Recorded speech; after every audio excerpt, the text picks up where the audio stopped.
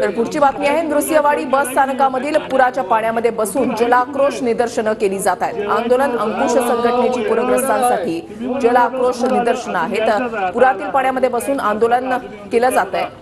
अंकुश संघटनेकडून ही निदर्शनं जी आहेत ती केली जात आहेत। राज्य सरकारनं पूरग्रस्तांची पूर्ण जबाबदारी घ्यावी असं आंदोलकांचं या ठिकाणी म्हणणं आहे। रात्री 10 फूट पाणी चढणार, आवळे शिजवले होते। आता पूर आलाय, कुठं राहायचं, कुठं सोय केलाय? कुठं तुम्ही कुठे केलाय? तिथं राहतो आम्ही। नृसिंहवाडी आहे, कुरुंदवाड पण आहे। कुरुंदवाड मध्ये त्यांचं घर आता बुडलेलं आहे। आपल्या शिवाजी पुतळ्याच्या मागच आहे। कुरुंदवाडमध्ये आहे सोय। कुठं?